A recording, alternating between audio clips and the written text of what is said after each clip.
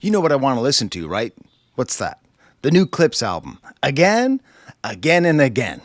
I didn't plan to start this whole thing out with a sketch, but I just can't help it. I was setting up to record here. It's beautiful, 7 a.m. I'm going to get a morning sunburn doing this video. But like, the passion that I have for this project, this album, Let God Sort 'Em Out by Clipse, it's one of primarily, and I'm going to talk a lot of very highfalutin ideas here. I'm going to get into a very deep analysis, as deep as I can go. But really at the bottom of it is just like, this is such a listenable, such an enjoyable album. Like, that's what it leaves me with. Most of all, it's just like, I want to listen to this music, which is, I guess, the simplest thing I could do. Now, I'm going to do a lot of things in this review. I am going to do a giveaway of It's Almost Dry on sealed vinyl. Stay tuned. I'll explain that throughout the video. I will be taking one principled stand against one lyric that I really disagree with. Let's see if you can guess what that is. But other than that, you're going to see me kind of flailing around trying to figure out which kind of framing device do I want to use. Whenever I talk about like truly great albums, you know, this happens a couple times a year. Like, I have so many ways to talk about them, so many different ways of seeing them and contextualizing them, that I just sort of present them all at the same time and figure maybe you want them all. You know, so beyond the fact that it's so listenable, despite the fact it is one of the best albums of the year, I'm not ready to say it's the best, but it's definitely one of them. Calling it a masterpiece, all of that. It has themes, it has movements, it has bangers. I had some other ideas of how I could frame it. One of them is kind of a generational thing, you know, putting forth, like, is this album the greatest evidence that Gen Xers age better than boomers? You know, so we'll touch on that idea.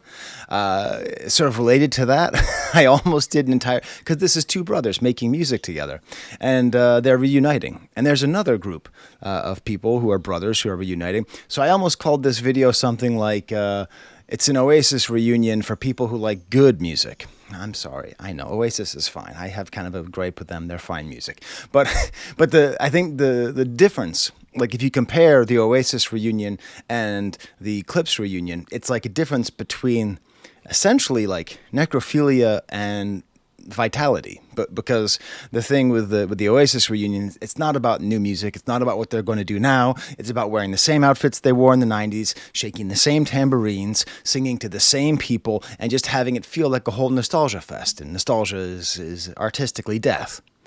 You know, if Oasis decided to tour an album on all new music, people wouldn't want to go. They just want to go hear the hits.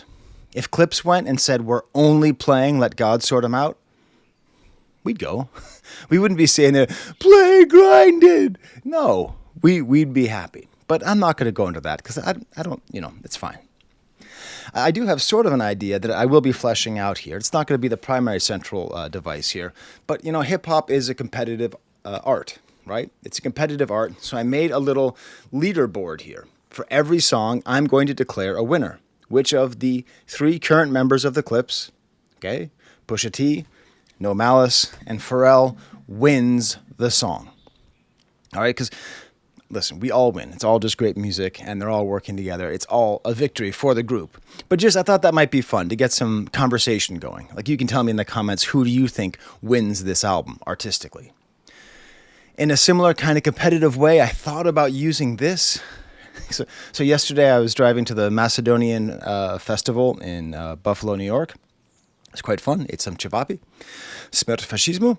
And while I was there, while I was driving there, I was trying to explain this album to my wife. And I was like, the thing you got to understand about Pharrell is he's like non-problematic Kanye. She was like, really? Is he that important? I was like, wait, yes? So I think what could be fun, and this is what I'm going to do on another video, on that other video, is how you're going to be able to win this. I'm going to give you a secret code in this video that you're going to have to use on that next video. See, I'm thinking engagement. And it's going to be questioning, you know, who wins this 3-album Pusha T production battle. So we have Daytona, all by Kanye. It's Almost Dry, half by Kanye, half by Pharrell. And now Let God Sort 'Em Out, all by Pharrell. Might be a fun thing to discuss. But finally, I think the best overarching way of describing this album, of saying why it's so great, is the contradiction that's at the heart of it. The contradiction that's basically always been at the heart of Pusha T's music, And I would say in a lot of crack rappers' music, and it's this paradox that goes together. Growth and conscious stagnation. This is an album which displays both of those contradictory sentiments. Growth comes from parents dying, talked about parents dying, talking about brotherhood, so much wisdom that comes from age, pressure from family, understanding your place in the culture, understanding your place in the country, understanding your place, all of that. This album is amazingly mature and shows an amazing amount of growth. It's also stagnant. It's consciously stagnant, much like It's Almost Dry. It's consciously still just crack rap. It's still talking about guns and how they're from Czechoslovakia. It's still luxury and what kind of champagne you're going to drink. And why I think that's important is that some rappers are stagnant and it's not conscious. They just can't do anything else. They can't. They're stuck, right? They can talk about 3 or 4 things, and they'll talk about those 3 or 4 things until people stop listening to them, and then they'll just kind of fall off. The insistence on this 25-year insistence of rapping about the same stuff at the same point of life helps to make, and this is especially true in this album, the implicit meaning of crack rap explicit. So implicit is when something is meant but not really stated, right? Explicit is when it is meant and stated. So throughout this album, I think, and throughout most of Pusha T's career, luxury is wealth. Wealth is accrued in spite of, not because of, the American dream. That's really what I think a lot of crack rap is. It's about the paradox of the American dream itself.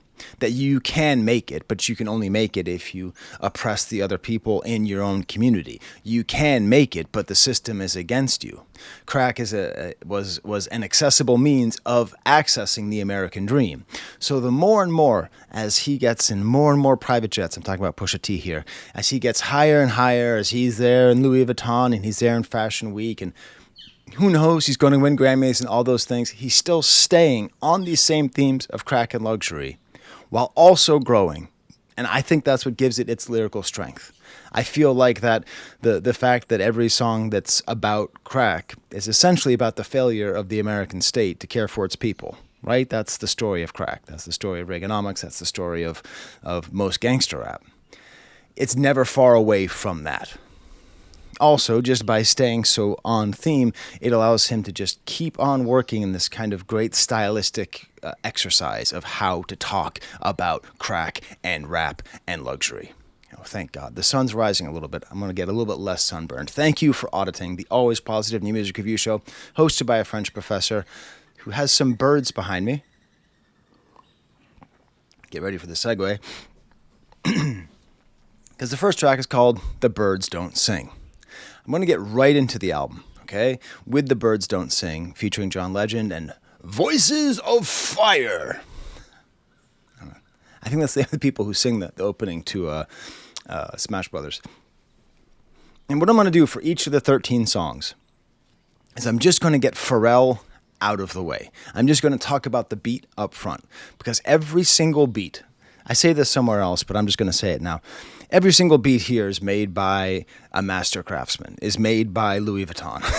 I do have like a little tiny bag from Louis Vuitton. I keep it in my office for teaching purposes. I am a French professor.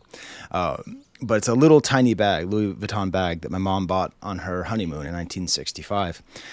And it's like, you just look at it, and it's not just the logo. It's just the stitching. It's just the way you look at it. It's just the way that it's put together. It's just so perfectly made. It's so durable and timeless and beautiful, and there's an ineffable quality to it. So that's like every single one of Pharrell's beats here. So I'll just start off talking about those, and then I'll get into the lyrics. So right off the bat, birds don't, a weird beginning. Almost every song has kind of a weird beginning that starts off this piano and voice. You can play this on piano. You know how sometimes you see a piano, maybe you're like me, Like I don't really know how to play piano. I know a couple scales, I know a couple chords.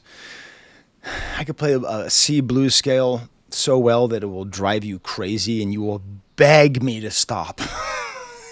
Do do do do do do do Skye do do do do. Do I have to break your fingers? But in general, I don't really know. But this is the kind of song you get on a piano. Boom, boom, boom, boom, boom, boom. Very, very simple. And it's simple on purpose because he knows to get out of the way. It's about conveying the feelings that the rappers, I was going to call them singers, the rappers are trying to say. Now, of course, it grows throughout the verse. You gotta see the stitching in Pharrell's production, the way he takes the bass out at different times and adds different layers. And then, of course, the chorus, birds don't sing, they scream your name. It's so catchy. I saw in Lyric Genius, I want to give whoever said this props. They were trying to say this is a reference to Burden of Dreams, the documentary about Werner Herzog's movie Fitzcarraldo, where Werner Herzog famously talks about the birds and says, they don't sing, they scream in pain. But I don't think that's what this is. I think this is about the feeling that you have, that this is referenced later, actually. Malice talks about opening up his sunroof and talking to his father, who's dead. When your parents die, and I'm someone, my dad died in 22, my mom died in 16, but they actually died yesterday. That's how it feels in my mind. You do connect to birds in different ways. You really do. Now, that's not just because my mom loved crows. Just in general, you do kind of feel a sort of connection because they do represent, in Christianity, they do represent the Holy Spirit. They do often represent, in many different religions, a sense of spirituality and a sense of transcendence. So, I don't know. The birds don't sing, they scream your name. To me, that just feels like a very honest way of talking about grief. And that's what makes this song so special. It is an honest way of describing grief. Grief is a difficult thing to describe well. It is overwhelming. It is so powerful. It is so easily manipulated. If you talk about something and you're able to elicit a sense of sympathy from the audience because they think you're sensing grief, it can sort of be a shortcut to being taken seriously. I mean, how many students have I had whose grandparents died, right? I'm not going to say, you still... Have they been dying for the past 3 months while you're supposed to be writing this essay? No, I don't say that. I just say, oh my God, that's terrible. Take all the time you need. Do you have an extension? Do you need to do an incomplete for this semester and finish next semester? That's what you do. And I think because of that, and I'm going to talk like a real snob here, but often things that are about grief are just kind of tacky. They're just sort of maudlin. It's about sort of demonstrating grief. It's about saying look at my tears. Do I not cry? Am I not a man? Okay. And even if you go further than that, very often what's encouraged in men is to be stoic in the face of grief. So to talk about it and be my mom died and I didn't cry, or I held back the tears. You know what I'm talking about. You know all the terrible ways that men are expected to behave. All right? This song, from both Pusha T and Malice, right off the bat, is neither stoic nor hysterical. I apologize for the gendered term. Happens to fit here. Neither stoic nor hysterical, but are just quite simply mature. What's that sound? That's the sound of someone putting down a flute, I hope. Andre 3000, wake up. Every rapper over the age of 45 is battling with you and you don't even know because they're trying to tell you it's possible. It's possible. Listen, people lose their parents at all ages. I'm very lucky to have lost my parents in my 40s. Okay? I am. I'm very lucky. I know that. But also, damn it, I didn't want to lose my parents. Damn it, I want people to help me mediate, to work through that. So I don't know. This goes into that whole kind of theme of Gen X is aging better than boomers. Just kind of going back to the idea man, even in rock, Radiohead and Strokes, they're doing great. They're doing new interesting music each time they release something. Nas now and Clipse. We got a lot of great artists aging gracefully and doing things that are not just pure nostalgia. You know, they're not like the Rolling Stones going out there and 2010 and playing songs off of an album from 1965. But let's get into the verses. Pusha T's verse. It's fascinating. It's fascinating because there's even family dynamics implied in the way this is recorded, in the way this is made. So I'm just going to do this like that. The family dynamics are this. Pusha T was the mama's boy. No Malice was daddy's favorite. You know, you kind of get that feeling because Push was the youngest. Listen, I'm the youngest to my family. My brothers will tell you, I'm a mama's boy. I don't think I'm a mama's boy, but apparently they say that she acted like I was her favorite. Now, I doubt that I was. Okay, I doubt that she had a favorite. She had a lot of flaws, but lack of loving wasn't one of them. But still. So they each get their own verse. They each get to handle the death of one of their parents. And as someone who's gone through this recently, I'm going to tell you, this is it, everybody. This is the definitive song about losing your parents. I can't think of any other that comes close. Listen to Pusha T's lyric. Some experience death and feel numbness, but not me. I felt it all and couldn't function. Vulnerability, everybody. And he's expressing it clearly. And what I love is that he's talking about being vulnerable and being unable to function. And he still sounds like a badass. He still sounds like a cool-ass dude, right? He's able to do it because he's expressing himself very clearly. He's not saying I grit my teeth and I work through it. He's not saying I escaped into drugs and alcohol. He's just saying that he felt it all and he couldn't function. By the way, that's not a bad way to experience grief. You know, you just you take the hits and then you move on. But all is valid in grief. And talking over his last conversations with his mother, or some of his last conversations with his mother, heard what I wanted to hear, but I didn't listen. So I have 4 kids, right? We'll get into that too.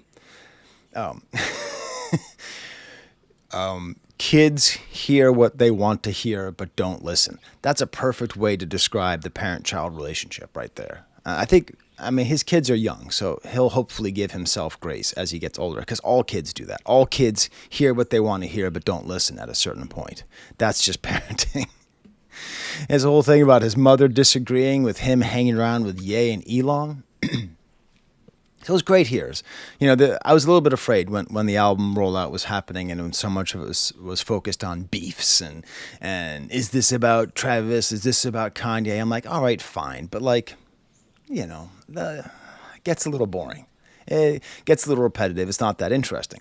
This is not him beefing with Elon Musk or beefing with Ye. It's him accurately describing how what Ye and Elon represent was spiritually bad for him and how his mother saw that. Like, okay, one second, I'm riffing right here. In his interview, Pusha T said that he's really bad at lying to people. That when he thinks that you're an idiot, he can't hide that fact. When he thinks you're not a man, he can't hide that fact. Even if he wants to hide it, he can't. It seems as though perhaps he partly gets that from his mother, because his mother here is discussing with him, and she's not even trying to say, oh, you're going to go hang around with those people? Okay, I don't think that's a good idea, you know?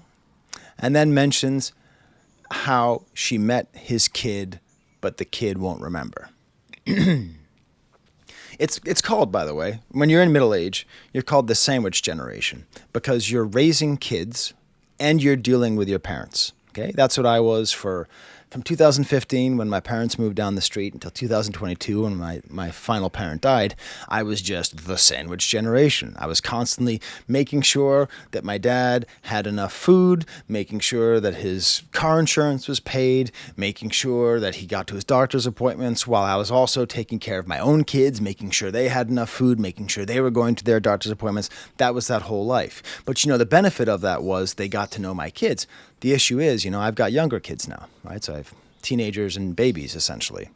And so, you know, my father met my 3rd child when she was a baby, and neither of my parents will ever meet my 4th. That's a really painful thing. That's just a really painful thing I'm going to be carrying around with me forever.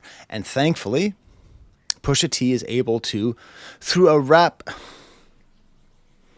the rap guy who only raps about crack and luxury goods. He is here using his artistic skill that he has honed over years, primarily through talking about selling crack, to deliver the most comprehensive and relatable and true story about mourning in middle age. Absolutely beautiful. And then we get to know Malice's verse, which is a whole different thing. So this goes from, instead of like the mom calling and he's out there, he's feeling kind of embarrassed and all that. This is his mom is going to visit his dad, and his dad being dead and knocking on the door 3 times. It's about the surprise. It's this amazing verse. It's about going through the dresser drawer. We're going to get back to that. About maybe seeing some things you don't like about your parents, maybe realizing that after they go. And then the entire album is set up by this verse where he is asking his father for advice. So the mother gave advice to Pusha T. Don't go hang out with Ye and Elon, and he didn't listen and he regrets it. Here, Malice is going to talk to his father and ask, quote, should I rap again? You gave me your blessing. The way you spelled it out, there's an L in every lesson. The way you spelled it out, there's an L in every lesson. Boy, you owe it to the world. Let your mess become your message. Mr. Thornton, thank you very much. Let your mess become your message. I don't know if you actually said that or if that's Malice's idea. But that is by far the best way to put what art is. Art is letting your mess become your message. It's beautiful. Shared you with my friends, the pops they never had. Lived for our fishing trips. Damn, I had a dad. So he's obviously talking about the fact that some people in economically disadvantaged situations grow up without a parent. Proportionally more, I believe. Not necessarily like, but anyway, that is a fairly common event, that a lot of his friends didn't have parents. And him recognizing that and him saying, damn, I had a dad. Like just that. There's an emotional power to that, to him repeating that, to such a great master of rhymes saying something so simple. Mind taught discipline, mind taught structure, mind didn't mind having to pull a double, etc. Talking about how brave and amazing his dad was. See, mine made sure he had every base covered, so imagine his pain finding base in the cupboard. This is the central. There's a weird thing that goes on with Clipse where they appear to have a fairly solid upbringing. They appear to have a fairly solid family, and yet they're like these murderous killers who deal crack and are on the streets. And that's something which I have a hard time sort of reconciling, but like, you know, what do I like? I know nothing about any of this stuff, so there's no point in me talking about it. But I do like that because this just says that right up front. And it's, you know, I go back to the Made in America verse all the time off of Watch the Throne, which is like slowly become my favorite Jay-Z verse because it's sort of, that verse is just this point. Imagine his pain finding base in the cupboard. That's him with his, you know, cooking crack in his grandmother's kitchen. It's just an amazing piece of art. I'm just one song through, and we are at this level of artistry. And then we get to the outro. Oh my God, it's just so beautiful the way that it sounds in John Legend and the way it's produced. And is that Stevie Wonder? It said Stevie Wonder. That's what it was. It goes back to an older Clipse song, Mama, I'm Sorry, My Only Accomplice is My Conscience. You know, that they're basically using their parents as their conscience, and Pusha T doesn't listen to his, and No Malice does listen to his, and that's why No Malice made his decision to leave. Oh my God, I could talk so much, but we have to get to the point here where we determine who wins this song. I promise I'm not going to do this for the rest of them, but this is going to have to be a half point to Push and a half point to No Malice because it is perfectly weighted. They perfectly weighted different ways of feeling like regret, of feeling like they didn't live up to their parents' expectations, like they did, like they didn't. Just beautiful. Then we get the chains and whips. Once again, the implicit shall become explicit. The Pharrell bit,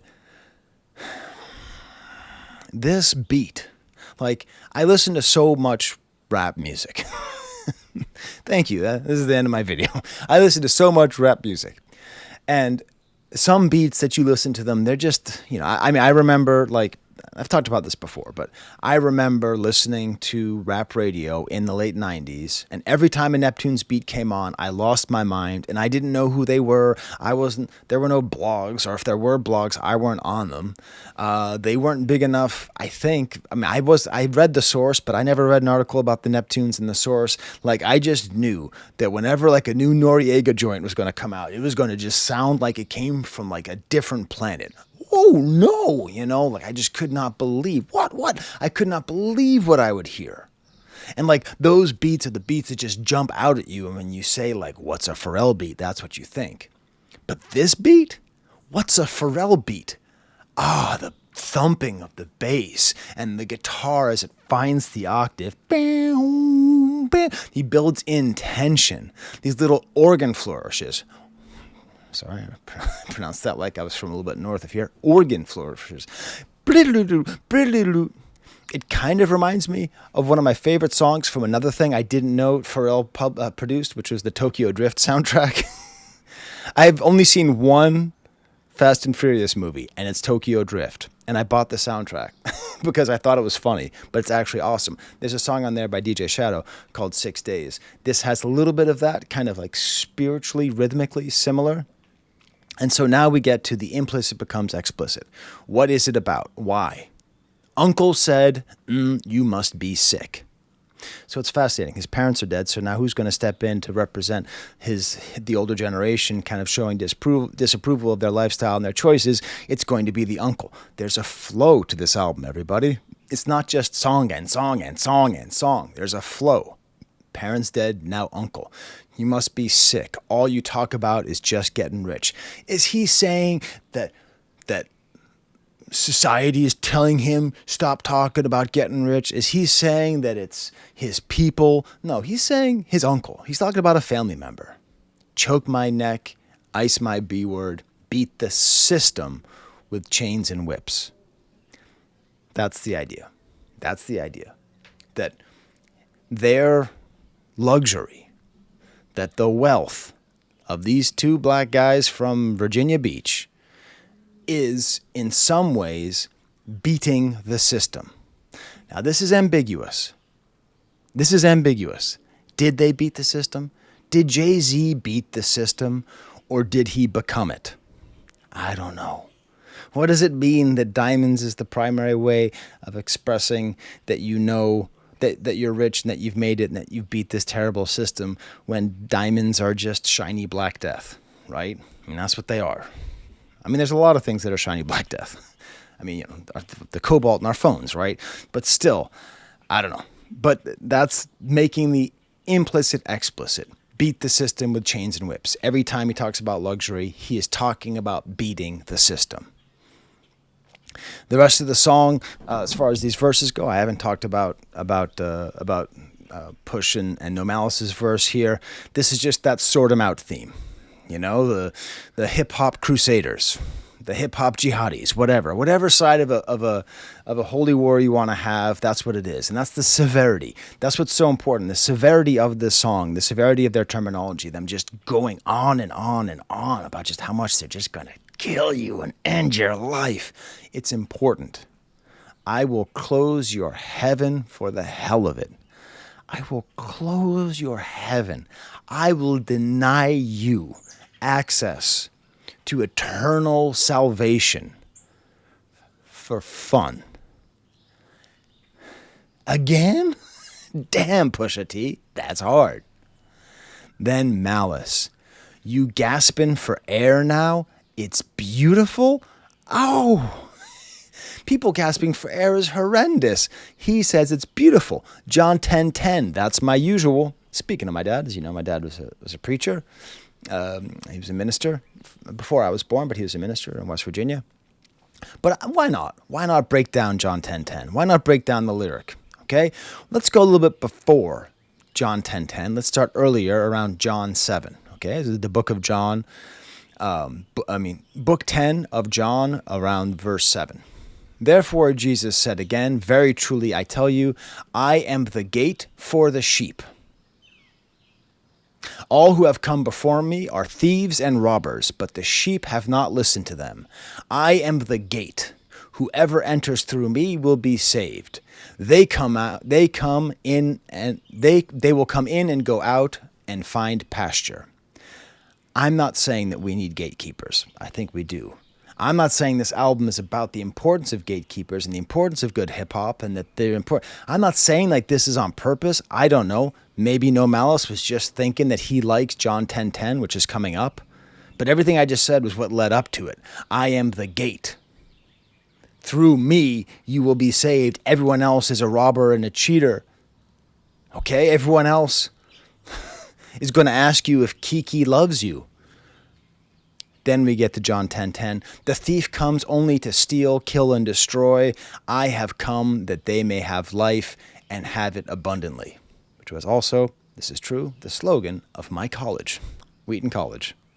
Go Lions? I don't think we were the Lions. I didn't play sports. I am the good shepherd. The good shepherd lays down his life for the sheep. The hired hand is not the shepherd and does not own the sheep. So when he sees the wolf coming, he abandons the sheep and runs away. It's Sunday morning, everybody.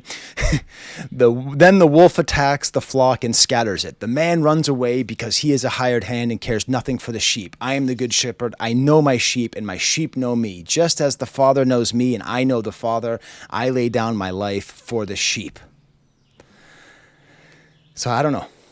I don't know. It feels to me like this whole album is three good shepherds. And I'm not saying like God. I'm not saying they're God. I'm not saying they're the Son of Christ. I'm saying that if we're talking about hip hop as being a kind of spiritual force, a kind of pure human creation that is fundamentally good and serves a purpose, they're the hired hands and they're the good shepherds. Okay? Who are the good shepherds? Who are the hired hands who just come in just to make a little bit of money and don't care about the wolves? You tell me. You think about this. Is No Malice inviting us to divide all of hip hop? This great divide that's being explained to us by Kendrick. This whatever moment that we're living through. Is it between the thieves and the good shepherds? I don't know. But do you know what I feel when I listen to music this good? That I am having life abundantly. No Malice continues. Mama's has fallen out. It's funerals. Embalmed and bloat. Now they viewing you. They never find the guns, but the sewers do. So No Malice. Mr. I left because I love Jeebus so much. Mr. I can't rap about crack anymore because I love Jesus. Comes back just to show you the whole time he had it. You need the hardest, you need a line so grimy, it makes you go, am I listening to Mobb Deep in the 90s? Is this a Mobb Deep missing lyric? They never find the guns, but the sewers do? Oh my God. And then we get to the Kendrick verse. But before we get to the Kendrick verse, we had this little bit sung by Pharrell. And you look to the side, what did they say? And it ain't the Lord's voice. And then you realize the devil is talking to you. I don't know. You think it's the good shepherd, but it's just a hired hand. I don't know. Maybe this ties into Jeremy Heck's theory that this is all about from Trump's perspective. And you think that it's Lord's voice. You think it's the Lord's voice being Kendrick's voice, but it's actually Trump's voice, the devil talking to you. I don't know. I still don't believe that theory, but I still think it's a great theory that has way more merit than lack of merit. But listen, I've talked about this verse for literally 56 minutes. Check the description, okay? Find it. But there's a couple more things I have to say, okay? Number one, there's a lot been made about the Gen run. I talked all about the Gen run, right? All the different things that sound like Gen. And then that's been compared to the 10 run from the previous from Nostalgia, the previous Pusha T and Kendrick collaboration. But let's go a little bit further on that. First of all, someone mentioned in my comments, Jen is like Gene, which is the name of the member of Clipse, right? So Gene, that's the real name of No Malice. So it makes sense that he would have a Gen run because that's like Gene, which is like genetics. Gene, Gen, Gene. Gen is in the name Gene. Ten is in the name Terrence. Oh. I just made a Curtis King face right there. I didn't mean to. Shout out to all the DIYers. You know? I mean, goddamn. I don't know if that's on purpose. It can't be. It can't be on purpose. It can't be. But is it? I'm not going to... I was not farting. That was my chair. Oh, my God. And then Beyond the Bottom pointed out that... so I pointed out how it starts off with Kumbaya and ends with Jenga. But they're both whitewashed, gentrified versions of African words. Kumbaya and Jenga. Beautiful. So then the question is, who wins the song number 2? Who gets the point? Well, listen. Kendrick has the best verse on this song. Therefore, it's going to Pharrell. It's going to Pharrell for this amazing beat. All right? So we got Pharrell up 1, and everyone else has a half point. POV featuring Tyler, the Creator. Let's get Pharrell out of the way. These 70s rising synths, then the unexpected stutter beat. Boom, boom, boom, boom, boom, boom, boom. So much texture, almost Swizz-like, Swizz Beatsian. So much texture, so ominous. And what I love is that it starts with the traditional style Pusha T chorus. There's a little bit of a breeze happening right now, and I'm a happy professor because it is hot in this rhino. And with this kind of traditional Pusha T style chorus, I realize, do you know what this album does not have any of? Yeah. There's none of that. I like it. It's nice. I guess maybe he's just sort of keeping that for his solo work. When he's with his brother, he can't express disgust. They content create. I despise that. I create content. Then they tries that. As a content creator, I've spent so much, every time I listen to that lyric, I go, oh shit, I need to hear it again. I don't know what he said. They content create, I despise that. I create content, then they try that. So it's like they fabricate something to talk about, whereas I create things and they hate that. Love it. Run these jewels, there's rules, I don't buy back. I haven't seen anyone say this, I'm sure they have, but I feel like that's a dig at Drake for buying all Pharrell's jewelry. They're not going to buy him. I topped all these lists, where's my prize at? Pusha T, here's your prize, buddy. He is, oh my God. He is so good. He's such a great rapper, such a great figure in rap. And I like Pusha's verse because he's just a bitter old head in this verse, you know? And he's just creating all these new words. All I see is 60-day stars and 20-year thousandaires. God damn, Pusha T. Going for it. 20-year thousandaires. Hey, listen. There's no harm in making thousands of dollars. Not enough shopping, a whole lot of browsing heirs. My reinvention, I know you thinking how's it fair?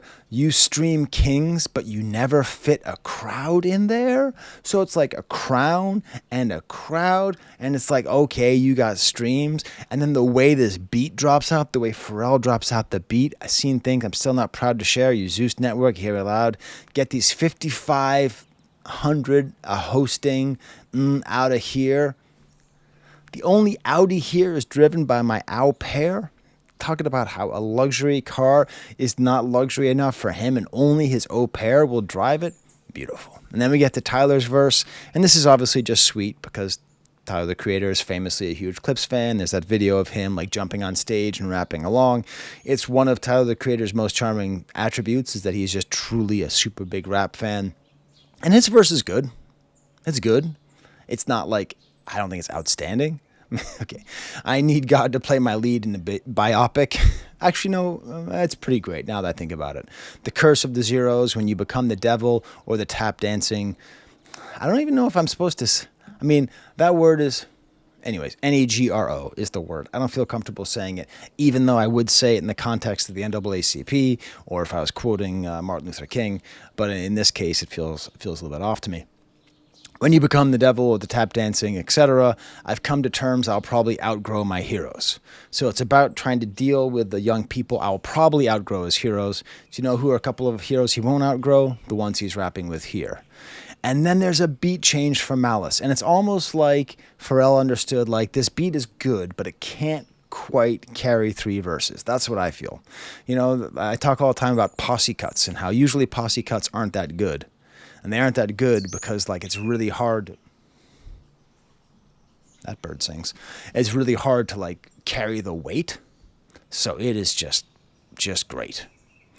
Just to think, I built a rap career off an OZ. I'm watching Newton rap just to OD.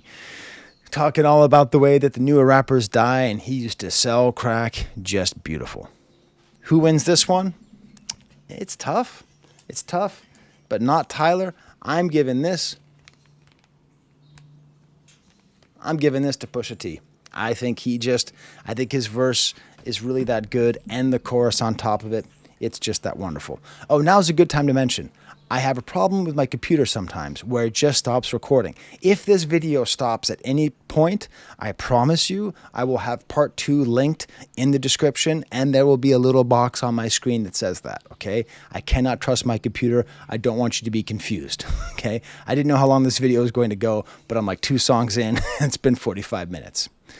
My daughter, who helped me make an Instagram reel promoting this video, says that she hears the song Backseat Freestyle in this beat. I don't hear it, but I want to put that out there. Do you hear that too? Or is she crazy? Now we get the 2 singles sort of in the context of the album. So be it. I did a 27-minute video just on this song. I don't really care about the disses except in the larger context. I'm sorry, there's no other possible winner than Pharrell for this absolutely outrageous beat, which someone pointed out to me was performed by a Saudi Arabian, but written by an Egyptian. So I was off when I said that, how dare you think it's Egyptian? And then we get to Ace Trumpets, probably my least favorite track on the entire album, and it's this good. The crazy, woozy, hard drums. I do want to say, this right there is some penne alle vodka. I made it. I got the recipe from Serious Eats. Props to Kenji Lopez and his site. The thing about penne alle vodka, what makes it so good is that it's a cream sauce that's mixed with vodka and just a ton of tomatoes. So it doesn't have the heaviness of a cream sauce, but it has the smoothness of a cream sauce. Now this recipe, I have to say, is a little boozy. Anyway, it's like by the time I was finished, I was a little drunk. So I would cook off the vodka a little bit longer. But there you go. My wife's like, you're not going to eat 2-day-old penne alla vodka on your video, are you?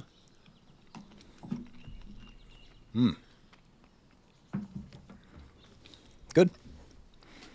Now, it's not going to go well with my coffee. And so if for no other reason, who wins this? I don't particularly love the beat on here. I like it. I don't love it. We all know how I feel about Pusha T's Yellow Diamonds Look Like Pee-Pee. Although I have to admit, I have on more than one occasion just said that line out loud for no reason other than the fact it was in my head. But I got to give it to Malice for penne alla vodka, Panama Village fish and trips with Papa with the chopper. You all impasta. My wife was so excited when I said I wanted to make penne alla vodka. She's like, "You do?" Because she does most of the cooking, but I do most of the cooking on the weekends, mornings, and stuff like that. But she's a great cook, and I'm not. And then finally, I was like, "It's for a video." She's like, "Oh, I thought you just wanted to do something nice." My daughter's like, "Yeah, I thought you remembered that was my favorite pasta." Anyways, then we get to the song "All Things Considered." Boom, boom, boom, boom, boom, boom. Man, they're really on their NPR. If you don't know, All Things Considered is the name of a radio show, news show on NPR, National Public Radio, which used to be this thing that existed to give good news, or to give the news well. Just the Pharrell bit, this beat, it's like, this beat is if Daft Punk rewrote the Sopranos theme.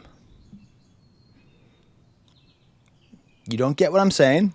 Now listen to it again, and you're going to go, oh, Skye's right. It's like Daft Punk rewrote the Sopranos theme, because it has the kind of incidental bloops of the Sopranos theme, but just this great booming bass, and then throws in just a little bit of backward sounds drums. And a certain time, you got, this is Louis Vuitton. You have to hear the way he throws in some 808 percussion so subtly. It's painful. It is painful how well this is produced. And then we get to Push's verse.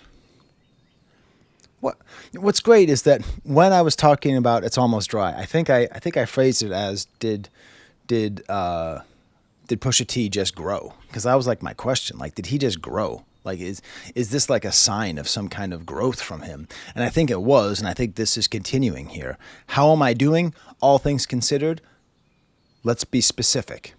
So people ask you, how are you doing? They don't actually care. They just want to move on with their day. You might be tempted to answer for real, especially if like your parents just died. So he says it. My mama's cheek. I miss it. I want to kiss it. Terrence? I'm trying to listen to an awesome gangster rap album. I'm trying to get my vicarious jollies about selling rock on the corner in Virginia Beach. I'm not trying to cry.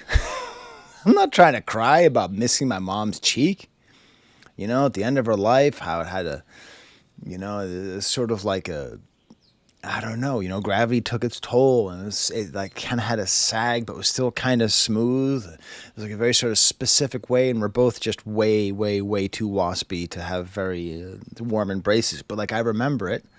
Like, I remember that. I remember the last time I hugged my mom and the last time I kissed her on the cheek.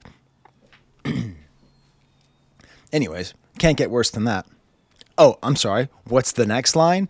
Nige, his kid, asking for siblings. I know he meant it. V miscarried. We hid it. I'm glad he missed it.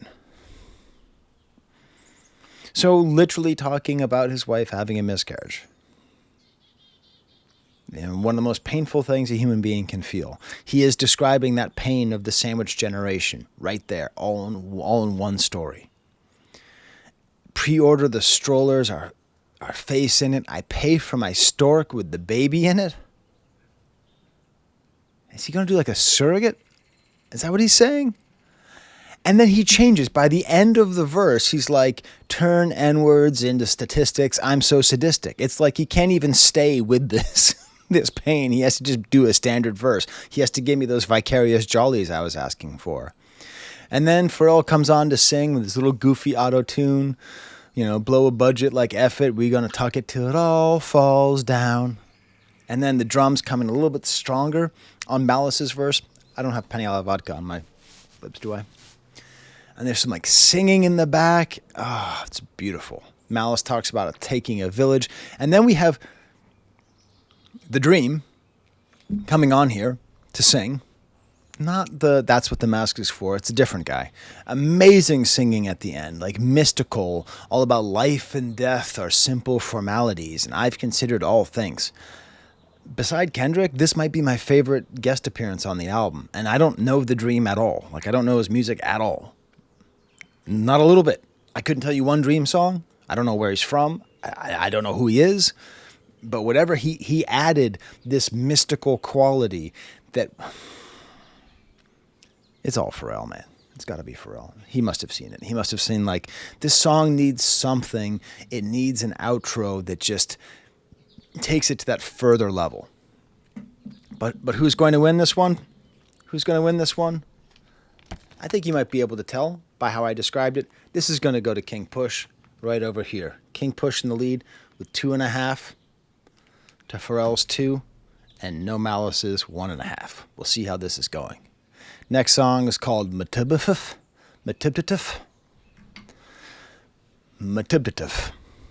Mike Tyson blow to the face.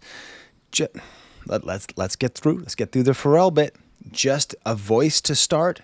Like, I'm sure they recorded it with the drums, but then they just took it out so you could just hear the cadence, the rhythm, the rapping perfection that has been honed over 20 years of these two men who have dedicated their lives to making great rap music. And then the drums come in. I was at the gym. First time I heard the song, Friday morning, just about this time Friday morning, okay? I was probably watching Wimbledon or some garbage on TV. No, I was watching Beverly Hills 90210 on Pluto. You got me, okay? I can't help it. I love Beverly Hills 90210.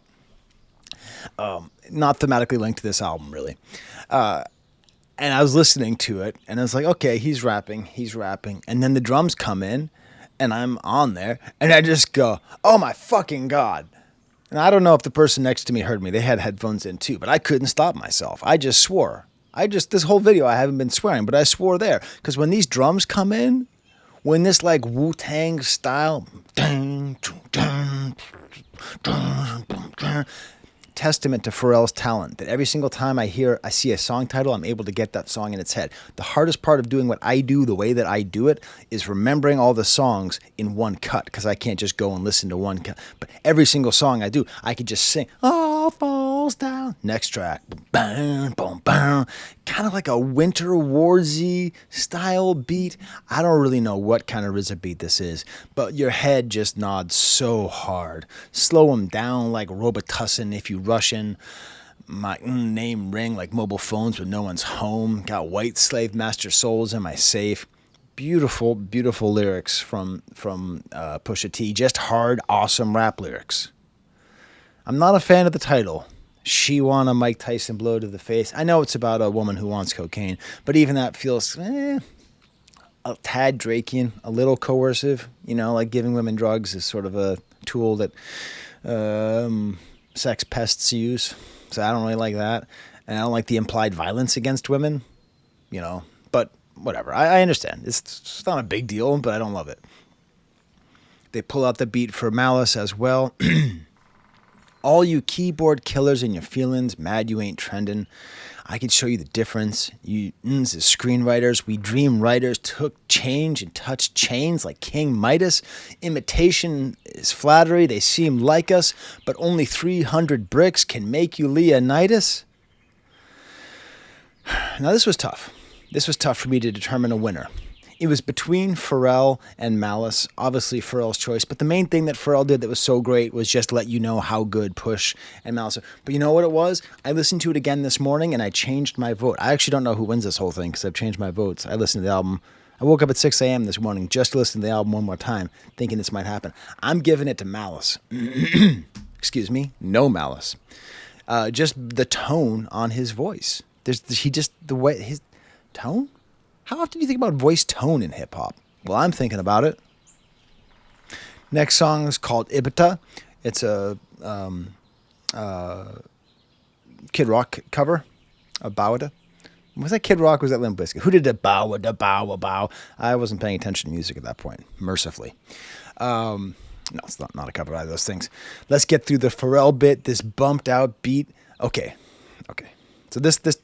So obviously we have the Summertime Madness synthesizers that just, if you remember the song Summertime by Will Smith, that was like a play on a song called Summertime Madness by Kool and the Gang that has the synthesizer that goes, listen to the song, everybody. Kool and the Gang. Way more than just Jungle Boogie. They are such an amazing group. Listen to Kool and the Gang. So that's in there. But there's something about this beat. Doom, doom, doom, doom, doom. And I was like, what is this like? I know this is like something. Doom, doom, doom, doom. And I was driving. Doom, doom, doom, doom. And I was driving to East Rochester. Doom, doom, doom, doom, doom, doom, to get to my pediatrician to pick up some doctor's forms. Doom, doom, doom, doom, doom, doom, doom. And there was my daughter. And Babe Ruth. The song The Mexican by Babe Ruth. If you know your hip-hop history, you know there's like 3 songs that are at the basis of hip-hop, like the first songs that DJ Kool Herc found and where he found the break in the beat, and he used those songs to be the foundation of hip-hop. He used those sounds and repeat the drum breaks in there, and that's what drove the B-boys crazy and started breaking. And once people started breaking, once they started doing these special dances to this kind of music, that's how the music was born. DJs did something that made dancers do something that made DJs do that thing more. That's how hip-hop was born. And then eventually someone started talking on a microphone. And spray painting is connected, but less so, okay? So listen to the song The Mexican by Babe Ruth. If for no other reason, just do it for, okay, so there's, the Stomp Your Feet, Clap Your Hands by James Brown. What's that song even called? In the jungle, brother. Anyways, you got that. You got Apache, by the Incredible Bongo Band. But this is the other one. I remember reading, I think it was in Joseph E. Woodsy's Breakbeats in the Bronx, that essentially this song was like the song that every breaker wanted to hear was The Mexican by Babe Ruth. My daughter's like, this reminds me of White Rabbit by Jefferson Airplane. So we listened to that. I'm like, it's actually not like Ravel's Bolero. It's kind of a bolero rhythm. Has that kind of Spanish feel. I'm not going to get stuck on a bolero jag here. I'm just going to say, there's a quick, forgettable Pharrell verse, and then Pusha's verse where he talked about having your arms at 245, went from heaters up to fevers up, B's in the back, the seat is up, now in 10 times the IBITA. So IBITA stands for earnings before interest, taxes, depreciation, and amortization. So he's not just talking about wealth. He's talking about something that only people who have so much money that they have to worry about earnings before interest, taxes, depreciation, and amortization. That's a flex. If you don't know, it's great because there's a flow to this album, everybody. You have acronyms and then acronyms. You have Mike Tyson blow to the face and then earnings before interest, taxes, depreciation, and amortization. All goes together. We've got Malice talking about grew up playing real life Contra. I have to keep moving, everybody. I can't discuss to you how there was a video game in the 80s called Contra, made by Konami, the famous code, up, down, BA, plus. I don't know. I couldn't beat that game even with the code, all right? I had the game. I had the code. I couldn't do it. You can put in the comments if you want what the real code is. I don't care. I couldn't beat that game. I could barely even beat, what was that game? Akari Warriors? And that's where you had Permanent Rebirth by ABBA. So his life is real life Contra, except the game was called Contra during the 80s when the Contras were the names of the Nicaraguan freedom fighters who are fighting against the communists who are funded by the American government through illegal arms sales, and simultaneously the American government was permitting the movement of cocaine into America from South America, as long as the money that was being made from those drug dealers was going back to fund the anti-communist Contra fighters. Okay? Look it up. Oscar Danilo Blandon, Blandon. A kingpin, a cocaine kingpin, protected by the American government because he helped the Contras. Everybody who was dealing crack was playing a real game of Contra because you're running and gunning and it's violent and it's shooting, but then it's also tied into the government's complicity. The government's complicity in the crack epidemic. Oh, that's all Malice is doing. That's it. That's all. That's all he was doing. But still, hey, as close as you get, Malice. It was close on the last one. I got to give this one to Pharrell. This beat is just too good. It's just too good. Then we get to FICO, the third one of the kind of acronym suite here. This choppy beat, these chunky drums, this weird loop. What is that voice sample in the back? These bumping beats and these 808 sounds. The first verse. Push just goes super hard. When you're young, you realize you can't trust a mouth where the pipe go. I thought that was like a misogynist thing, but then I remembered these people aren't French, so it doesn't mean the same thing as it means if you were to say that in French. I assume he's talking about people who smoke crack. If you re-upping with us, then your credit score got to be FICO. I'm talking 850 or bust. If you have a credit score, oh my God, 850 or bust. You know, he's like building on the same kinds of themes from IBITA.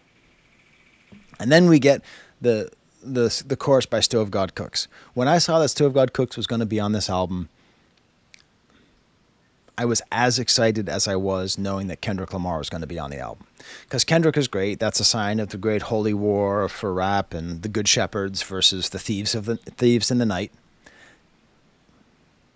I'm sorry. The more I'm thinking about that, the more I think that's what this is.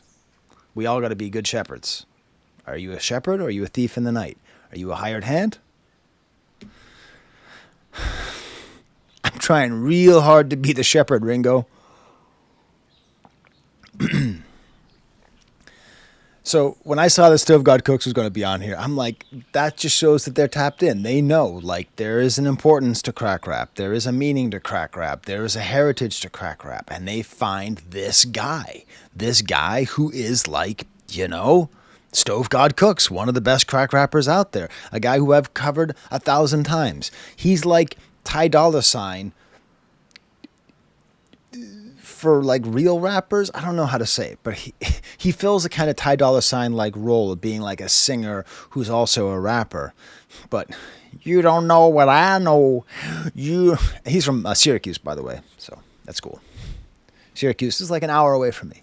I go there sometimes when I want to go to state fairs and horribly organized concerts. The Wireless Dome in Syracuse. That is not a fun place to go. Not a fun place to go. Anyways, you don't know what I know. You ain't see what I saw, no. You ain't been where I go. With Fetty so strong, you gotta bag it with one eye closed. Fetty, I assume that means fentanyl. And he has to one eye closed, which is like Fetty Wap, who was a rapper who didn't come to my college. He canceled the day of, and all my students were so disappointed. And they said they would never, ever get over it. And I said, I promise you, you will get over the fact you did not see Fetty Wap perform in 2016. My shooter turned you inside out. I heard the feds turn your crib inside out. Drop the roof on you, let the inside out. Fresh Prince Jacket Boy, I cook him till they inside out.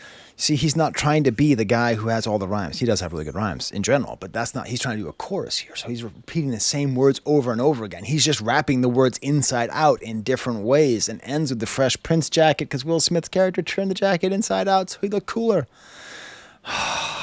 This is just, okay.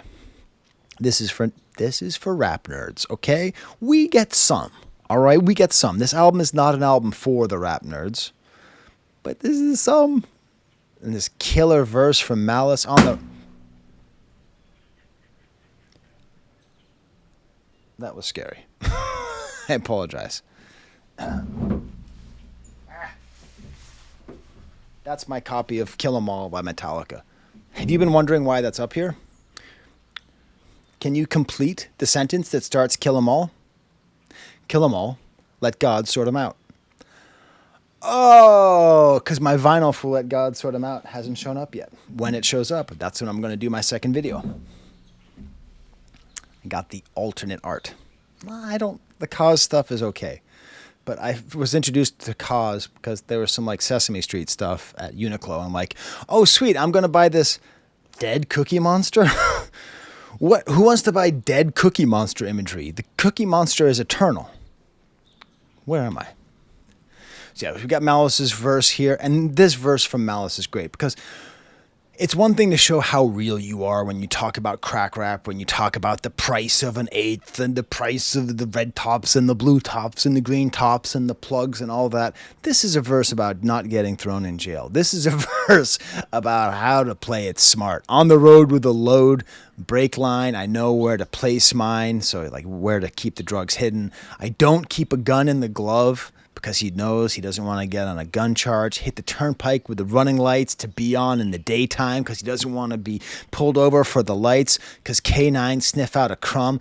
Hands 3 and 9 on the wheel as I'm crossing the state line.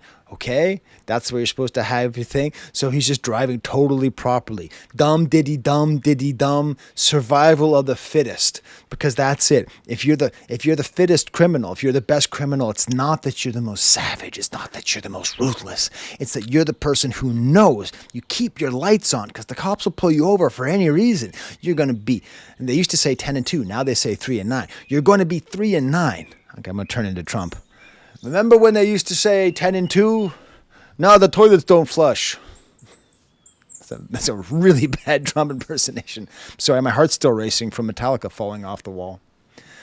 And I like this because it kind of feels to me like they're upping their game because they're in front of the kid. You know, they're like, okay, there's like a young kid here. You know, like let's do even better. So who wins this? This is tough, right? This is tough. But I gotta go to No Malice again. No Malice pulls in the lead. So we got No Malice with 3.5, Pusha T with 2.5, and Pharrell with 3. It's exciting. Next is Inglorious Bastards. This is how you're going to win the vinyl.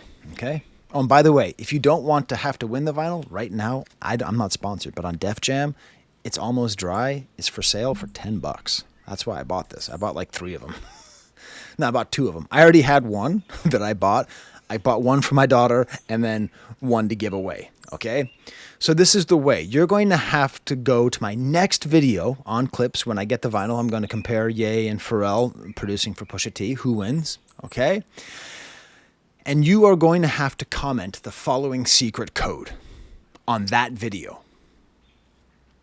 4121. Did you get it? How can you remember 4121? Oh, hey, also, later on in the week, I'm giving away an extra copy of Open Mike Eagle's Anime, Trauma, and Divorce, because there's another great rap album that came out this week, and it's by Open Mike Eagle. And he accidentally sent me 2 copies of his record. I said, what do you want me to do with it, Mike? He said, I don't know. We'll figure something out. I said, I'll give it away. He said, how should we do that? I said, I don't know. We'll talk later. So that'll be later in the week, too. What does 4121 mean? Well, let's get into this beat, okay? The beat starts off with this crazy drone sound and Jesse Jackson speaking, and I think this is intentionally a reference to Public Enemy. Is it Don't Believe the Hype? Is it Black Steel and the Outcast? No, that's... Brothers and sisters, I don't know what this world is coming to. Rebel without a pause. Sorry. I had to like play the entire Public Enemy catalog in my head. I think that's a callback to that. And then this beat is just, this is the pop hit, okay? And what's so cool is there's so much space in it, and it's a dance song. You know, this gets my 2-year-old to dance, you know? But do you know what it is? Do you know what it is? It's the way he hits the horns. He hits the horns like this. Bum, bum, bum, bum, bum, bum. Bum, bum, bum, bum. Bam, bam, bam, bam. Bam. You see what it is? It's 4 hits, 1 hit, 2 hits, 1 hit. 4121, secret code to be entered into the contest to win on my next Clipse video. Just beautiful. The horns are so good. Double instrumental, just rhymes and rhymes and rhymes. There's no there's a chorus in here, but it just bleeds in for the next one. Pusha talking about riding on an ocean. Remember days of no cable, Malice back then, working hard on linoleum, got me standing on this podium, this rusty bass sound. Abliva's there. Abliva? It's been a long time since I listened to the Re-Up Gang, which was the group from Virginia Beach that they had with Abliva. You know, they're honoring their past and people who've been with them from the beginning. Nice lyrics from him. Who wins this track? I'm sorry to say, everybody, it goes back to Pharrell. Bam, bam, bam, bam. Bam. Bam, bam. Bam. So Far Ahead, featuring Pharrell Williams, the singing gospel song from Pharrell. They don't know what it is when I'm on it, but when they figure it out, I don't want it. I guarantee you, this is the song that might bring Kanye West out of retirement. I know he's not retired, but artistically, he's kind of retired. He's kind of retired. Okay, now he's unfortunately not well enough to make music right now or to do anything right now. He really just needs to get better, and unfortunately, he's not getting better. But I swear to God, when he hears this song, he's going to be like, damn, I got to make good music again. Because that's what Kanye is. They don't know what Kanye's doing when he's on it, and once they figured it out, he doesn't want it. This is Pharrell's nice way of saying, once they like you, make them unlike you. So Far Ahead, we're behind. Pharrell. Did you watch Piece by Piece?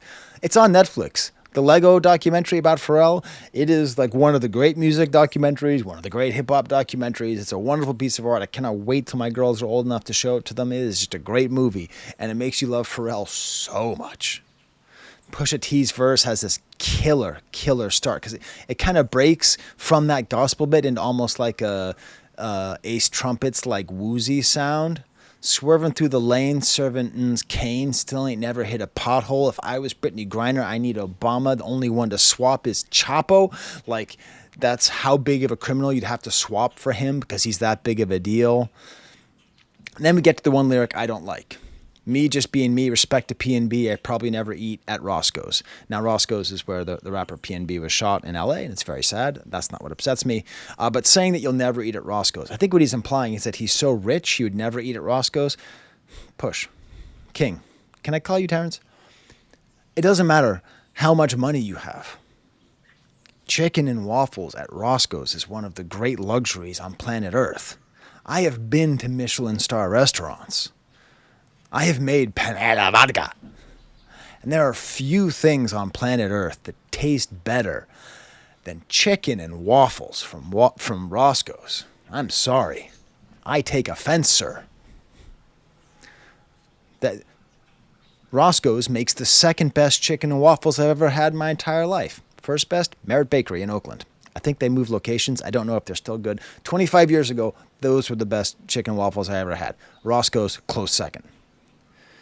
Waffles just pancakes with little squares on them.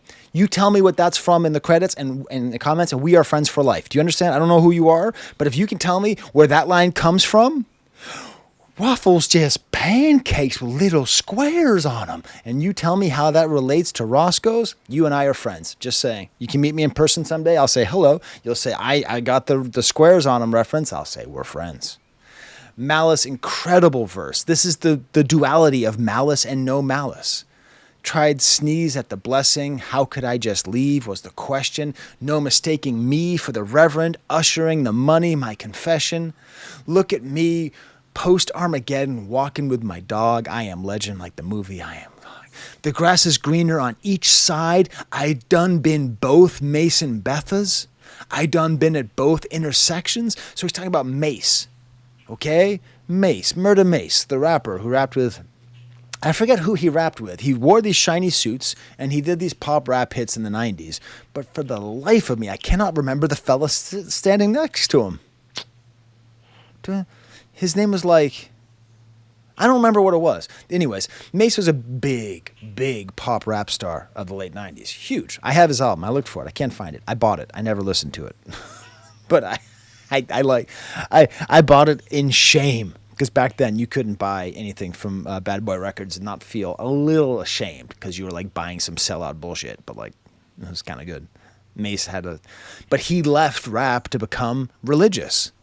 So he's talking, so Malice is talking about himself as though he is Mace. He's been on both sides. The grass is greener on each side. Man, some dialectical thinking right there. The grass is greener on each side. It's great on both. I tried to hide the dope in the message like we did the coke in the Lexus.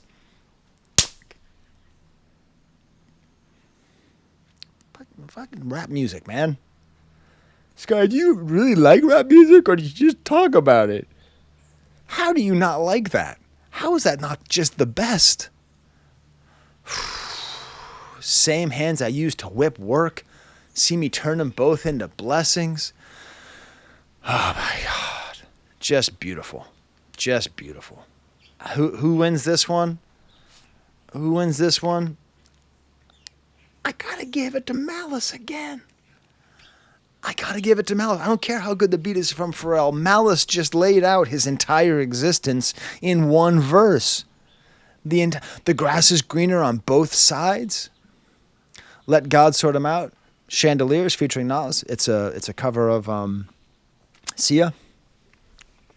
Okay, I get two jokes. Was Sia the one who did Chandeliers, or was that Miley Cyrus? That's Sia, right? Miley Cyrus was on the Wrecking Ball. Those aren't the same thing at all, Skye. How long have I been doing this video for, by the way? I feel like I'm losing my mind. Hour and 13 minutes. Makes sense.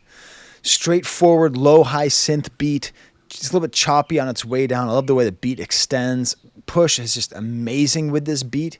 You finally got the courage, but you still a whole B-word. Rest of y'all on my 6 years ago shit. Every move intentional. The links is atypical. Like baseball and DR, you know what the stick will do. Props go to Big Poppy. That feeling when you realize it was you that really died and we so alive. Like the Clipse never ended. They're just so alive. Ah, beautiful. And then the beat change. And there isn't really any no malice on this beat. So it's kind of weird like that. So there's a beat change. It's a little bit more imperial sounding here. And then we have this beat. And it's for Nas. And, okay, so I think that Pharrell is trying to pay respect to Hit Boy because this feels kind of like a Hit Boy beat. It's interestingly, though, a sample from a TV show called, what's it called? What's this thing called again? I don't have it. Anyways, it was a TV show, Sarge, that was what it was called, with George Kennedy. And I'm going to quote from Wikipedia. Kennedy stars as Samuel Patrick Cavanaugh, a San Diego police detective sergeant who decides to retire and enter the priesthood after his wife was murdered. I don't know, was that on purpose? This TV theme song has never been sampled, according to whosampled.com, never been sampled by anyone else before. And here it is in the middle of this Clipse album. I don't know. And then we get the Nas verse. Everybody, I love Nas. But this is not the best verse on the album. Okay. Single-handedly boosted rap to its truest place. Fuck speaking candidly. I alone did rejuvenate hip-hop into its newest place. Made it cool for Grammys-nominated LPs from previous generation MCs. This is not Nas's best verse, but what I love about this is Clipse paying homage, paying homage, playing homage to the... Someone asked me in a comment recently, does it hurt you as a French professor to pronounce homage with an H? It does. They don't pronounce H's in French. Like, they are paying homage to the fact that, hey, this idea that you can be not just... Because listen, there's a lot of older rappers making music. But how many of them are making... This is the test. If you go to see them in concert, do you want to see them play their new stuff? That's how you know if a band is alive or if it's a nostalgia show. Okay? So let's take one of my favorite groups of all time, Wu-Tang Clan. Okay? I had not seen them in concert since 2010. But I'm going to guess when you're there, people are not checking for the new stuff. The new stuff is not bad, by the way. It's good. They're still good. They're still good. They're still artistically there, but I mean, come on. I hate to admit it, but you got to admit it. They're not there anymore, right? So Nas, with his run with Hit Boy, sort of laid out the template. He sort of blazed the trail, and Clipse are giving him space to do it. And I think that's why the weirdest thing about this album, the weirdest thing is that Jay-Z is not on it. They paid $1 million to get off of Def Jam to come here and be on Rock Nation. By the way, I wanted to get one of those black and white hats with the paper plane on it because I think it's cool. And I think I could pull it off as a white guy. I can't tell. Middle-aged white guy in a Rock Nation hat. It's on the line. And then it was $60. And that line just went right out there. I'm not going to pay $60 for a baseball hat. My wife thinks I don't look good in baseball hats. My wife is also correct. So I sort of feel like Jay-Z not being on this album is the biggest miss, but it's also not. Because what's the truth of Jay-Z? The truth of Jay-Z is he's not a rapper, man. He's a businessman. So him producing it makes sense. You got to get Nas on here because Nas is the one who's keeping it real, who's keeping it alive. Nas is not going to just release one album 10 years ago and then be like, haha, right? It's beautiful. Maybe this will be the thing that finally gets him in there. Who wins this one? I just like Push's verse. This is going to go to Push. So we're going in to the last song. We got Push with 3.5, No Malice with 4.5, and Pharrell with 4. We're getting pretty close here. We're getting to the song By the Grace of God. Pharrell, let's get through Pharrell. Simple drums to start, raw and cool, simple strings up and down. This sample that I almost recognize where it goes do, do, do, do. Maybe it's not sample, maybe it's reinterpolation of something.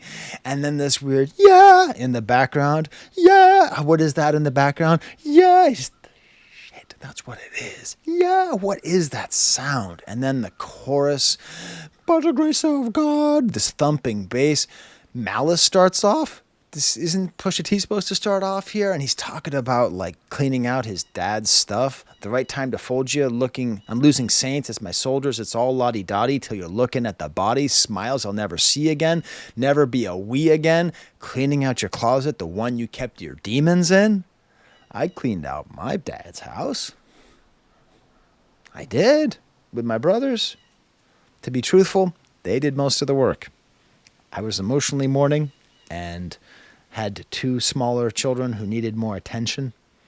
3, I guess, at that point. So props to my brothers for doing most of that work.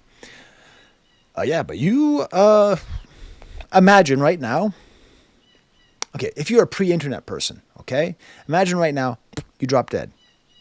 Everyone in your life sees every single thing that you left behind, okay? So he's not making it explicit, but it's implicit. Cleaning out your closet, the one you keep your demons in, hard for me to breathe again. I'ma blame your head, not your heart. He's showing grace, he's showing forgiveness to his dad. Till we meet again, I could have been one of them, locked up and never see the sun again, burning buildings I kept him running in, the lure every time I flew 100 in. And then Pusha T is going to later take this rhyme scheme and rhyme it with Cullinan just once. He's going to link them together because running in is going to become Cullinan. And then we get to this pre-chorus, when crew breaks apart, who takes the charge? You face the cards, I lace the squad. Then Pusha T comes in, all the black max I squeezed, black cloud hovering, bulletproof Cullinan, tears on my pillowcase, spitting in your face. Was I cooking death when I was baking? Salt bay it, sprinkle and saute it, just killing it with it. But this is the thing. This song,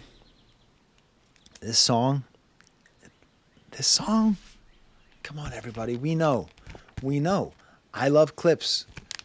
Props go to Read My Soul, who released a video about Pharrell being the 3rd member of the Clipse. He released it this morning. I didn't have time to watch it yet. I know it's awesome.